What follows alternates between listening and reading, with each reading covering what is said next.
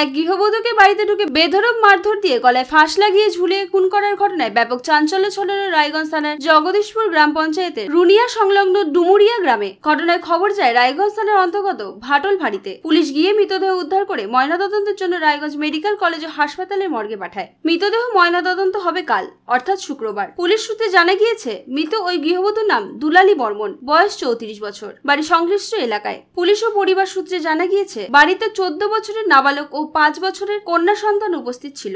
সেই সময় স্বনির্ভর গোষ্ঠীর 3 মহিলা সহ 4 জন বাড়িতে প্রবেশ করে। এই প্রসঙ্গে ওই বধূর স্বামী বলেন, মারা দিয়ে চলে গেল ঝুলাই। আমি ছিলাম না বাড়িতে, আমি হাটে ছিলাম। 4 জন, 3টা মেয়ে, একটা ছেলে। আমি স্বামী ওর। আমার কিছু না, আমি জানি না কিভাবে মারলো আমাকে, কিছু জানি না। আমি হাটে ছিলাম। ছেলেটা বলছে তো টাঙ্গে দিল, রশি দিয়ে ঝুলাই দিয়ে চলে গেছে। ছেলে আছে আমার, ছেলেটা দেখছে, মেয়েটা দেখছে। লোকগুলা চিনছে, লোক তো গ্রামের লোক না, চিনছে লোকগুলা। নাম একজন টিয়াকু আছে, ওর বউ আছে, তারপর ওর শাশুড়ি আছে, ওর শাশুড়ির বৌমা আছে, তারপর একটা ছেলে আছে, ওর বেটা ডিগের নাম। ওটা আমি জানি না কি কেন মারলো না মারলো, ওটাই আমি বলতে পারছি না। কি করে না কি কেন মারলো না মারলো ওটাই বলতে পারছি। শত্রু আমাদের নেই, আমাদের থেকে আমাদের পাশে তো লোক নাই না, দূরে। আমার একটা মেয়ে একটা ছেলে।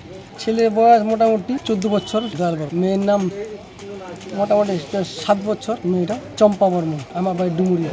আমি গাঠিয়ার কাম করি, কাপড়ের দোকানে কাজ করি, গাঠিয়া বলে বিলাসপুর হাটে কাজ করি। রায়গঞ্জ থেকে বিথিকা পালের রিপোর্ট, কুলিক নিউজ।